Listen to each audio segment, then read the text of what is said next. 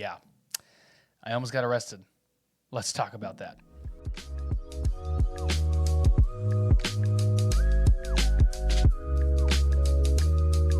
Good morning, everyone. Welcome to Sip&Awe, where God puts you on awesome. I'm your host, Brandon Winsor, and welcome to the podcast. Today's episode is going to be jam-packed of my time in Mexico. If this is your first time, let me know how you found the show. But if this is not your first time, things are coming back, guys. But it's time for the Sippy. Shout out to Lone Star. I just had Pastor CF on there on the show. I hope that episode blessed you because it definitely blessed me. Some good stuff there. But this cream is pumpkin spice. Can I get a hallelujah? Praise Jesus. Here we go. Think of love for the day that he's made for you and me. 1, 2, 3. Man. Oh, man.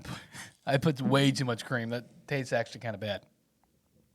But guys, real quick, I just want to ask for a little bit of grace during this time because I just got off of work. So my brain is kind of still like in work mode. And so coming from work to doing this, my mind is not fully here. So I'm just trying to take a second to fully get here. So I have your undivided attention. So I'm concentrated and that I share the things that I want to share. But that's the beauty of podcasting, man. Being able to kind of incorporate this in my own life. There's been some times where I've had to come home and do this like I am doing today. And I still love it, man. I love what I get to do. I love the impact that the show has already had. And watching it grow has been such a blessing. But that's not why I do it. I do it for the goodness of God. And so I pray that this show has blessed you. I pray that this show has kind of opened your eyes to the Lord. Because, of course, this show is for believers and non-believers. And so give me 1 second. I'm going to turn up my mic. One second. How does that sound? Okay. All right. That sounds better to me, just so I don't have to be so close to the mic. But this episode is going to be mainly about my trip to Mexico, which happened back in July. I celebrated 4th of July in Mexico. And guess what we did? Absolutely nothing, because you don't celebrate 4th of July in Mexico. Duh. Man, that trip really blessed me. It opened my eyes to a lot. It opened my eyes to really communication and how important it is. I kind of want to share that part first before I kind of get into some stories from Mexico. Of course, me not being Mexican, I don't speak Spanish at all. I'm currently learning. Hola, ¿cómo estás? Bien, ¿y tú? Ah, no manches. Café? And so because I don't speak Spanish, of course, that was the most quiet, or that was the most I haven't spoken in my life, because I'm a talker, guys. I love talking. I love talking to people. I love starting conversations. But knowing that I couldn't really start conversation with her family was pretty interesting. It was kind of hard. And I think some people might be listening. Like, man, you could have just used Translate. I did. Okay. But getting there, our very first day, we went to her uncle's house, and he has a smoothie stand. And his smoothie stand is like his porch. So it'd be like as if I sold smoothies outside of my garage. But it wasn't just like Smoothie King smoothies. It was all natural, son. So you just throw some oranges in there, some juice, and whatever else you throw in there, and it's all natural smoothies. And we get there, and it's just... That's my impersonation of fast-speaking Spanish. And Esther's laughing. She's having a good time. I'm like, I have no idea what they're talking about. So I just sat there. And the majority of the trip, whenever Esther was talking to her family, I just sat there and listened. And what's cool is I started to slowly pick up on some of the words and some of the conversations towards the end of the trip because I was being immersed in it. But the first few days were pretty difficult. And I got to meet Esther's cousin, who he's slowly learning English. And so that's the person I use Translate with the most, because he would slowly speak English, and then he's like, I don't know how to say it, and then so he would use Translate. So that trip really opened my eyes on how valuable communication is, because I couldn't really build a relationship with her mom or with her cousins due to the fact that I couldn't speak their language. And Esther's mom was so sweet. She is probably one of the best cooks I've ever encountered. But my grandma, my grandma's number one. Wink, wink. Yeah. But her food was amazing. She made chilaquiles for breakfast. Oh, so delish. Her beans and her rice were absolutely amazing. And then there's this thing in Mexico called bolillo. Bolillo. It's basically white bread. Dude, so good. And so the cool thing about Mexico is rather than going to the store, like in America, to go to the store, we have to get in our cars and drive 5 minutes away because Walmart's, of course, a few miles away. But in Mexico, you put on your flip-flops and you walk down the street and there's a market, boy. And then next to that market, so the original market has like chips and sodas and dog food and kind of like your normal essential stuff. And the next one has like produce and vegetables. So it's crazy. That was a really huge culture shock for me. Going from driving to Walmart every single day to we got to go to the store, let's just put on our shoes and walk down the street. And then they had markets too where they would set up shop. Again, just imagine this like in front of your house on the road. They would set up markets and little tents and stuff, selling used clothes. I don't know how that worked. I don't know if that was used clothes or that was clothes that was imported from the U.S. I'd have to ask my wife about that. And I would love to have my wife back on here to kind of hear her side of the trip, because it was a really cool experience to share with her as well, and kind of watching her in her nationality, watching her home and being able to speak Spanish, and to just see her mom was really a blessing to encounter. But I want to share real quick the big story that you all have been waiting for. I almost got arrested in Mexico, and here's what happened. And so I think it was a weekend, I don't really remember. The days don't matter. We go to a neighboring city about 2.5 hours away called Querétaro. And in Querétaro, there is a Brazilian steakhouse. I'm going to pause right there. In my mind, a Brazilian steakhouse is all meat, right? Kind of like what you see in America. Here, it's like little pizzas, tacos, salads. It's just a bunch of stuff. It was very interesting. I didn't really know that's what it was. So again, culture shock. So we get to the Brazilian steakhouse, and bro, I ate so much food. I ended up getting a little sick. I ate so much food, and we drive around Querétaro, because Querétaro is a little bit more bougie than San Luis Potosí, which we stayed. So Querétaro has a little bit more money, and so you had a lot of more luxurious businesses, a lot more luxurious cars, and so very high class businesses and things over there. And so driving back, apparently what they have in Mexico is police hang out between Querétaro and San Luis to make sure that Mexicans aren't smuggling in Americans, which is kind of weird to think about. Me being in Mexico makes me an immigrant, right? Because you're used to not being an immigrant, you're used to being a citizen.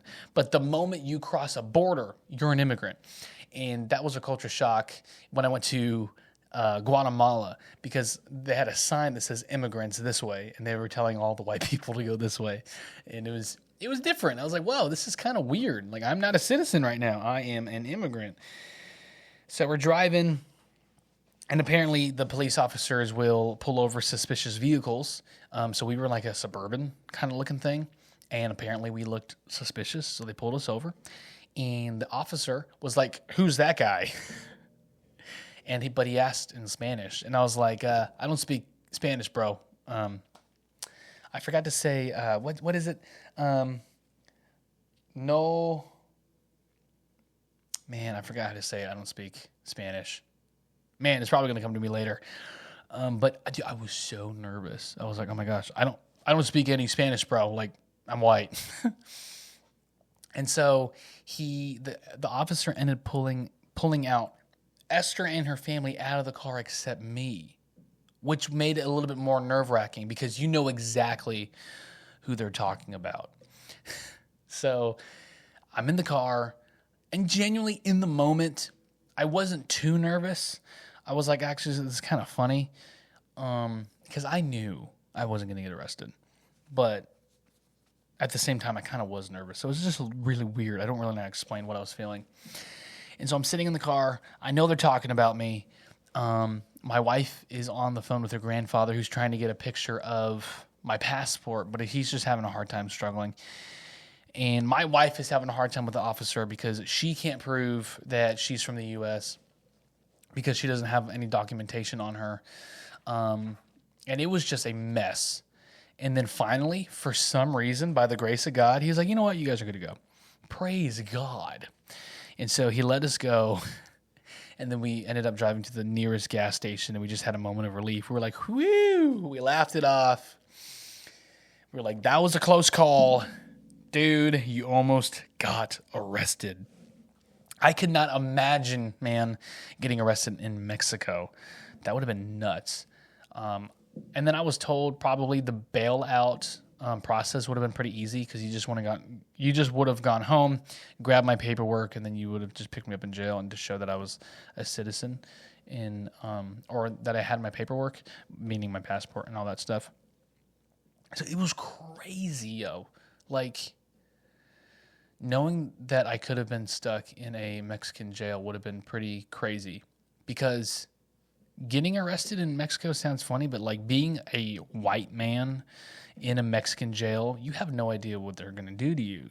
So I was so blessed that I did not get arrested. Something that really opened my eyes during the trip was the food. The food was absolutely delicious. Let's see. Okay, so June 27th. I'm going to be reading my notebook as well because I journaled while I was in Mexico. So, June 27th. The amount of food I ate, this is the opening statement. The amount of food I ate yesterday is so gross. Once I woke up, 7:45 a.m., and got ready, Esther and I walked down the road to get some fresh tortillas. Yeah, so they have a tortilla stand, just like the whole smoothie thing and the produce thing. They have just tortillas. And let me talk about the tortillas for a second. If you are Hispanic, please close your ears. The flour tortillas in Mexico were pretty gross. I'll just be honest. I did not like the taste. All the preservatives and stuff they put in Americanized flour tortillas, corn tortillas, is bussin' because the tortillas were absolutely atrocious. And then I put in America. We get to the store, you drive. To get to the store, you drive. In Mexico, you walk down the street. And then it was time to go to the city. We took the taxi, and it was so fun. We drove so fast and crazy. The taxis in Mexico, I think all taxis are like this because my mom shared one time that she did a taxi in Manhattan, and he went fast and crazy. Same thing with this Mexican driver, fast and crazy. And that was my first time in a taxi, so it was kind of cool to have kill two stones with one bird. Ride my first time in a taxi and ride my first taxi in Mexico. Let's see. Once we got there, we went to a market where Esther's mom got some spices and Jamaica leaves, which is probably one of the best Mexican drinks you will ever had.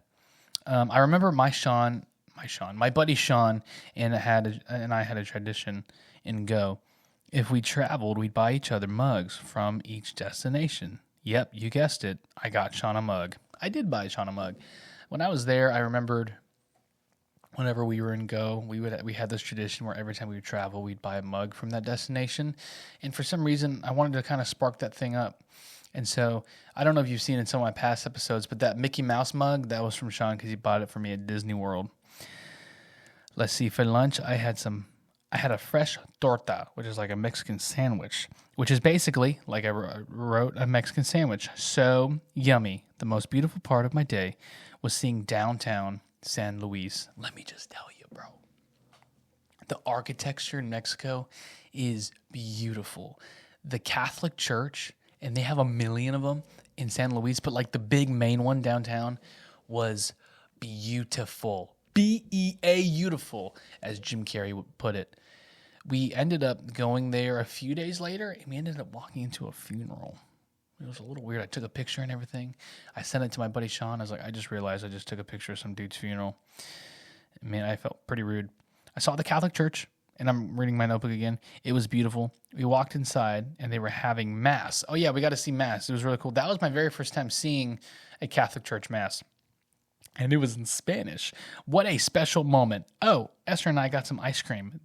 The flavor was Mammy.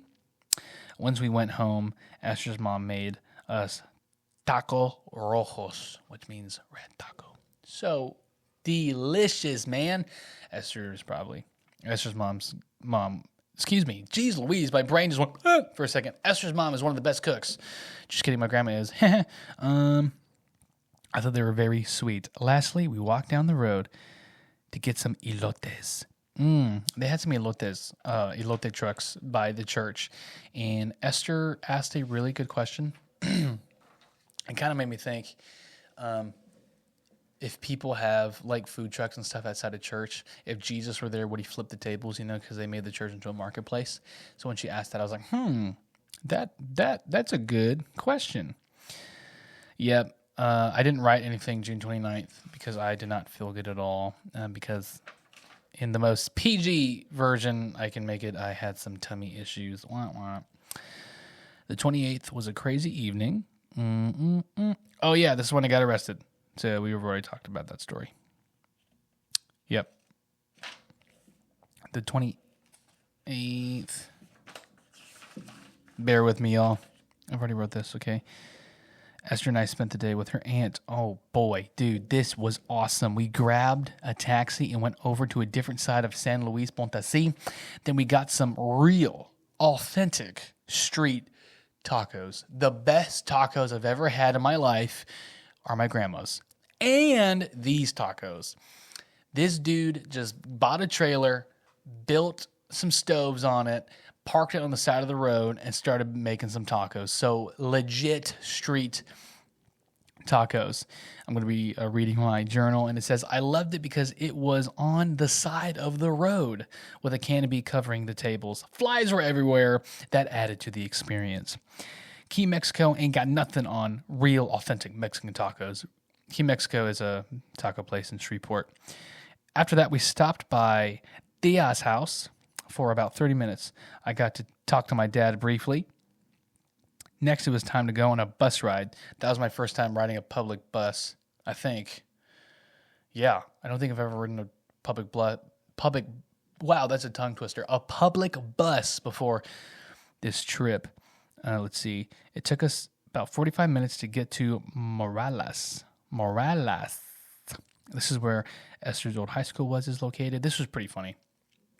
Esther really wanted to show me her old high school, but since she's graduated and since she's lived here, they built a brick wall in front of it, so it legit looks like a prison. So she's like, "Yep, there it is," and I was just staring at a brick wall. I felt bad because we drove all that way for nothing, but it actually wasn't for nothing because in Mexico we went to H-E-B. Yes, you heard me right. They have H-E-B in Mexico, and it is awesome. We went to the donut section, okay? The donut section was awesome. Excuse me, because it had donuts and Mexican bread, sweet bread and stuff. And barrio. Let's see, I got to H-E-B, we got some donuts. We got a taxi, and we head downtown to San Luis Potosí. I got a mango slushy. It was so good. You can tell it was made with real, fresh mangoes because of the way that it tasted. Okay, this is really cute. Okay, Esther and I walked into a jewelry store, and she had us try on real gold wedding rings. I hope we buy them whenever we visited the church. Oh, yeah. I hope we buy them, and I'll talk about that here in a little bit. And then this is when we visited the church, and it had a funeral happening. It was a pretty crazy. Yeah, and then Esther's uncle picked us up from downtown. I had to sit in the very back of the truck because he only had a two-seater. So the three of them shoved in the cab, and then I was in the back. It was awesome. I was pretty nervous that someone was going to just run up and snatch my hat when we were at like a stoplight, so I took it off. Let's see. Oh, yeah. So for dinner, we went to a bougie place. I mean, a bougie part of San Luis Potosí. We went to a place called Jackson's, and I got a burger, which was 4 out of 10. American food in Mexico is terrible. And I'm not dogging on them, but just a cheeseburger in Mexico probably wasn't the best choice. But it's kind of like a sports bar, so it's like, why would I not get a cheeseburger? Plus, I wanted to try a cheeseburger in Mexico, bro. Like, don't hate. You do it too. Let's see. Oh, yeah, this was really funny. There was 3 huge pictures of NBA basketball stars. Here they are. They had a picture of Michael Jordan, Kobe Bryant, and the GOAT, Samuel Jackson. It was so weird. The entire time we were there, I'm like, why do they have Samuel Jackson with Michael Jordan and Kobe Bryant? What? He doesn't play basketball, bro. And so I was laughing hysterically while I was eating my terrible Mexican burger. Let's see. Oh, yeah, this is where I talked about. I should have just went with my notebook, man, because I'm just repeating myself. And this is where I talked about the communication thing. Because as I was sitting down watching Esther speak, I couldn't speak Spanish. And so it really struck me. Like, I was kind of emotional. I don't really know how else to explain it. Let's see. Yes, so Monday, July 1st, we did something that me and Esther been wanting to do. We got to buy her mom flowers, and the bouquet was absolutely beautiful. When I gave it to her, Esther's mom glowed. And we spent the afternoon at her grandmother's house and with her family. And then I got to meet her cousin Admil, who was the cousin who used Translate to talk to me. I'm getting a phone call. It's my wife. Give me one sec. What's up, babe? Hey. Okay, I'm recording a podcast. No, it's okay. Okay, I'll see you soon. I love you too. Bye-bye. Rule number 1, it's Sip&Awe. You're at my house. So if I get a phone call from my wife, I'm answering whether you like it or not. Oh, yeah. So me and Amit, we got to talk about God. And his beliefs were awesome. I probably could have been able to sit there for like 2 hours because it was a really powerful conversation. And then July 1st, the evening. No. Anyways. We went to a fiesta. The band was breathtaking, and that's when I realized I had a moment with, I don't want to say the Lord, it was just with myself. I love music, man, and hearing the doom, doom, doom, doom, the bass just hitting my chest, and like, the fiesta, just the music going was absolutely amazing. And then we had a huge circle of people doing the Mexican dance, and I joined them. I was the only white guy out there, but I didn't care. It was so fun. Okay, let's see. The band was breathtaking. I was in awe. You can feel the bass in your chest. It was the cherry on top of a Mexican experience. This man, I forgot his name, was super sweet to me. He asked where I came from, told him I live in Texas and all that stuff, and he bought me a soda because he just thought I was the coolest guy ever. He was very sweet. He's like, "Can I buy you a drink? Can I buy you a drink?" And I'm like, I don't drink. He's like, "Can I buy you a Coke?" I'm like, "Yeah, you can do that." And then this is my favorite part of my trip. So me and Esther went back to the jewelry store, and we ended up buying these golden rings from Mexico. And her name's engraved in it. And it was a very beautiful moment because this trip that I went on, in a way, it's going to be with me for the rest of my life because that we got these rings there. And it was a cool experience. The guy who did it really knew what he was talking about. I have no idea what he said, but apparently Esther was talking to me about how he really knew what he was doing. He'd been doing it for like 17 years or something. Again, he didn't tell me that. He told my wife that. But overall, the trip was awesome. The bus ride, though, was terrible because it's like 17 hours. On the way back, they showed movies. So I watched John Wick 4 in Spanish. Terrible. What else did I watch? Oh, yeah. I watched Fast 10, not once, but twice in Spanish. That's probably one of the worst movies I've ever seen in my life. Not because it was in Spanish, but, dude, like, just I'm watching the big explosions and the things happening in the movie. I'm like, dude, what is happening? This movie is awful. So that was not a fun experience. But I think the worst part of the bus is not sitting there the entire time. It's just the smell that arises from the bathroom. Okay, because the bus, of course, has a tank, and then as you use the restroom more, the tank fills up, and the aroma from the tank just kind of lingers out into the bus, and it's pretty gross. And I'm just remembering this now, but on the way back, there was this little girl, maybe 4 rows back, just puking her brains out. I'm just watching a movie in Spanish, not paying attention, and I just hear, and I just hear it fall into a bag. And I just look back, and I just see her in the aisle doing her thing. I'm like, oh, you gotta be kidding me. You just gotta be kidding me. Because I wasn't feeling too good. Esther's mom made us these like burrito things, so good. But because I wasn't feeling good, it was just terrible.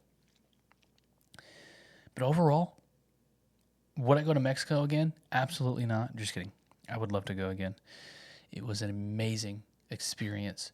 I'm currently learning Spanish, like I said, slowly but surely. It takes time, and it's a beautiful, patient experience that I'm going through right now. Because you can't rush it, man. You gotta practice. And my wife practices with me when she feels like it. It's not all the time. And she's the best teacher. And soon, there's going to be a Sip&Awe Espanol version coming out because I'll be fluent in Spanish. And that was my experience in Mexico. Like I said, there are many, many, many, many more stories. But that was just like the oomph of my trip. So that is the end of this episode. I just wanted to share my time in Mexico. And guys, thank you so much for tuning in and loving this show and subscribing. I've heard so many things, positive things from you guys about how much you love it. And that truly blesses me. And of course, that's not why I do it. I don't do it for the good comments. I do it because I love what I do. But just knowing that it's making an impact truly is heartwarming. And knowing that I am reaching people outside of the U.S. Buzzsprout let me know that I'm reaching people internationally, which is huge. And so I just pray that as we talk about the goodness of God, it is piercing the hearts of our listeners. Because I don't want this show to be about me. And of course, this episode was about my experience, but the Lord was with me. And during that time, I'm not going to share that part. Not that it's bad, but I just don't like sharing things that I do with the Lord. I just keep it personal. Yeah, the Lord was with me during that trip, and he was ministering to me, and he was using things that I was saying to minister to me. When I went to that Jackson's restaurant with Esther's family, it was kind of interesting because they would just blast music in your ear. They had a huge speaker, and we're on the outside on the porch, the patio, and it's just like Justin Bieber, like Daddy Yankee, just all this stuff. And then people slowly start showing up. They start drinking. They start partying. And I'm just seeing things that, of course, aren't quote-unquote Christian. And I'm just like seeing the world be the world. And I held back my tears, but I was getting really emotional. Because I had this thought of like, these people are going to hell and they have no idea. They have no idea what they're playing with. And then that's when I knew that everyone we encounter has an eternal destiny. It's either going to be heaven or it's either going to be hell. Everything is temporary. This microphone's temporary. This podcast is temporary. Everything that you can touch is temporary. But the afterlife is for eternity. And there's only 2 destinations, heaven or hell. And so ministering the gospel to people really rose up in my heart. Of course, couldn't do it because I don't speak Spanish, but I do pray that I can use that gift of learning Spanish to minister to people in Mexico. I just remember this. I got to hang out with my buddy Aaron. Aaron attends my church, but he was on a missions trip in San Luis, so we got to meet up. I got to meet the team that he was with. Really cool. And so it's kind of cool that he doesn't speak Spanish, I don't think, but he's traveling the world and using his gift of evangelism to minister to people. But that really struck my heart, is that people are going to hell and they have no idea. And so that's why as Christians, we need to rise up and we need to share the gospel, because someone's eternity matters more than us being uncomfortable. And what I mean by that is, just because you feel uncomfortable to share the gospel, remember they could be going to hell. And this could be your only chance to minister to them, because you work with people who are lost, and how crazy it is to think about that you could be the only Jesus they ever experience. And so what do they see? Do they see the world, or do they hear the word? Do they see the word, through your life? And so I just want to leave that with you today. Minister the word. And I love this quote. I've said it before on the show. Minister the word, and then when appropriate, use words. And what that means is your countenance, your life should preach Jesus before you open your mouth. And I'll be honest too, I used to use that quote, that phrase, as an excuse not to minister to people. Oh man, I'm preaching Jesus every day. By the way I live my life, every time I walk in the Walmart, I'm shining with the light of Jesus. But that's not always the case, because people are blind to see. People are blinded by Satan. That's what the Bible talks about. And so they might not see the light, but they could hear it if you open your mouth. So open your mouth, y'all. Jeez. But that's all I have this morning or this evening, whenever you're listening. Thank you so much for tuning in. You can now like and subscribe on YouTube. You can listen to Spotify. Oh, dude, I do that all the time. If I had $1 for every time I've said that, you can listen to Spotify on Sip&Awe, I would have $1 million. You can now listen to Sip&Awe on Spotify and Apple Podcasts. Jeez. And don't forget, we have merch, y'all. If you want to buy a shirt, all that stuff is in the link in the description below. But thank you so much for listening. And guys, we will see you next week with my buddy, Zach Iano. Bye-bye.